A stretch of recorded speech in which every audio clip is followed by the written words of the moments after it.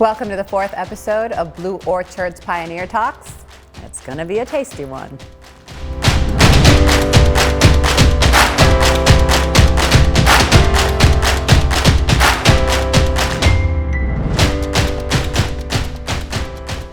Now, as promised, we're going to dive into that topic of blending capital for a better world. And we're going to do that with the help of BlueOrchard's Chief Impact and Blended Finance Officer and Deputy CEO, Maria Teresa Zappia. Thank you so much for being with us. Thanks for having me, Ana Maria. Now, I am used to by now, having interesting locations for all of BlueOrchard's interviews. So I'm not surprised that you, again, chose something out of the box. Now we're in a kitchen. Tell me, what is the connection between a kitchen and blended finance? So you'd be surprised, but there is a lot of connection. And we didn't choose this place by accident. In fact, in the kitchen, you blend ingredients, you mix them, and you do that for the better good to, for example, nourish people. And blended finance is exactly the same. You have different sources of capital. They are blended and mixed together. And in this case, 1 + 1 is not 2, but rather 3 as a result. Now, okay, I'll buy that. How exactly does that work? So how it works is that you have very limited and precious public capital, and you need to make the most of it. So you effectively use this public capital, could be from development finance institution, bilateral donors. You use it to leverage commercial capital. So you use it to unlock and attract commercial capital to themes like climate change, female empowerment, financial inclusion, that wouldn't go there otherwise. Okay, so why do you have to attract the private investment? So you do so because very often private investors, they would either not have these topics in their radar screen, or they would find that they are, somehow exotic, and therefore they perceive that there is a high risk in investing there, so they need to be pulled there. And how motivated are the public investors to invite these private capital on board?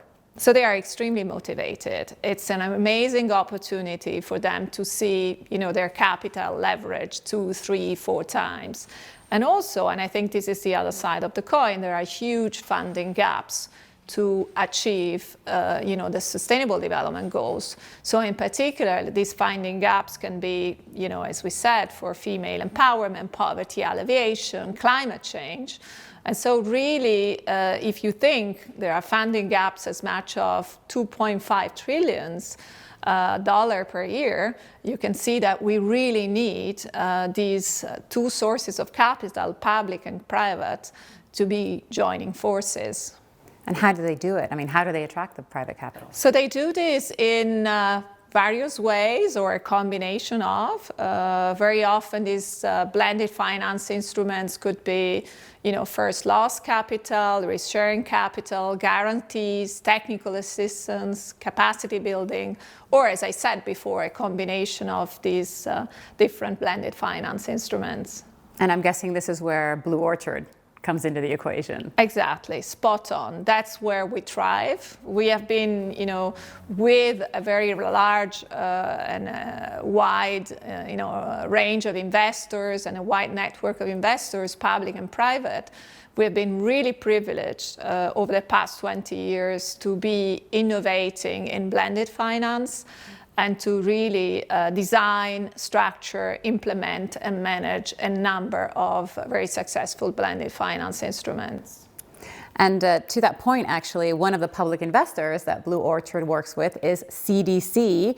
And I had the opportunity to speak earlier with Sarah Mathies, and to better understand CDC's motivation in taking part in these kinds of investment strategies. Let's take a listen.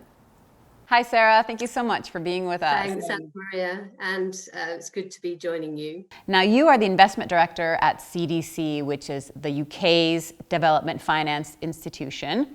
You're working in the fields of development finance and impact investing for the last 20 years, so it's safe to say you are quite the expert in your field. What are CDC's missions and goals? CDC is a leading impact investor and has been working across Africa and South Asia for over 70 years. We do aim to be additional, and really this is about putting our capital to work where the markets are not really quite ready to go. And also we're looking to mobilize more capital into these markets, so we look to bring others with us. And really this is all about making sure that we're doing as much as we can to put more capital at work in order to address these sustainable development goals.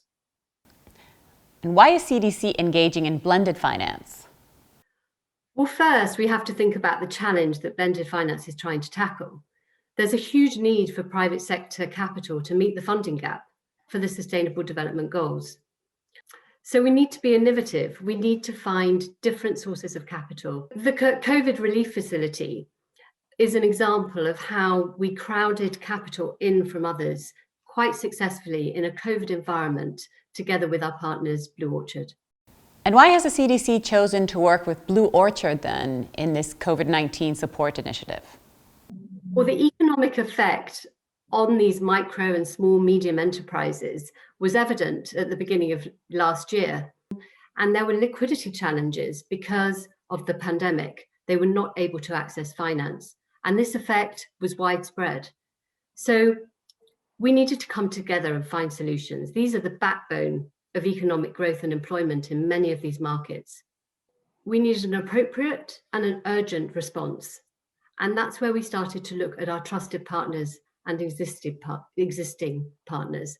And one of them was BlueOrchard.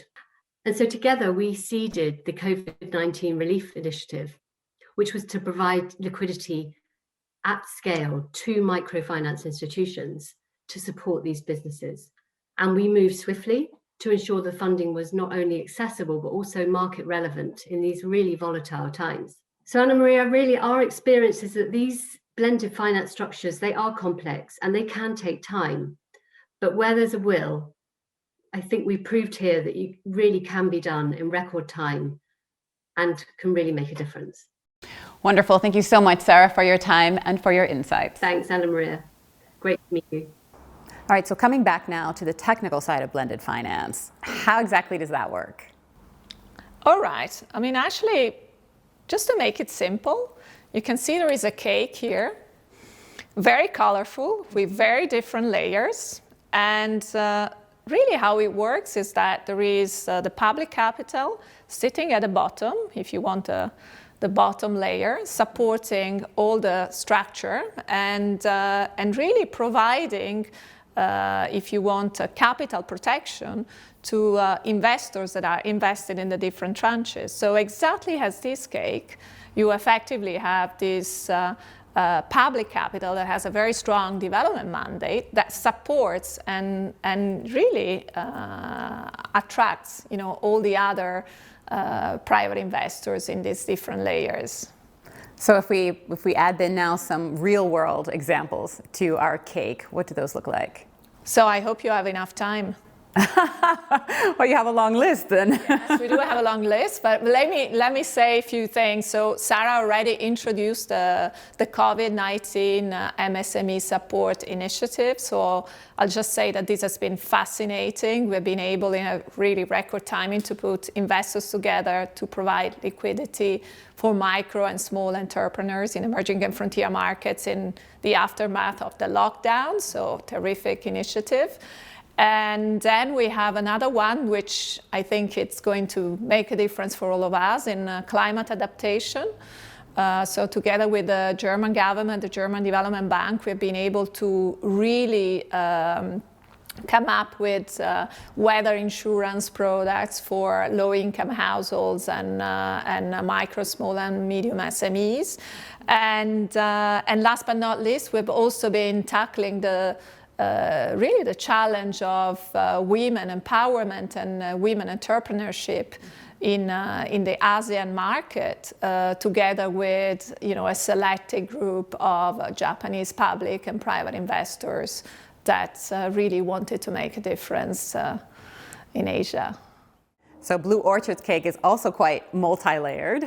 Indeed, and I think we should try it on. We will get to that. But thank you, first of all, for your insights, Maria Teresa.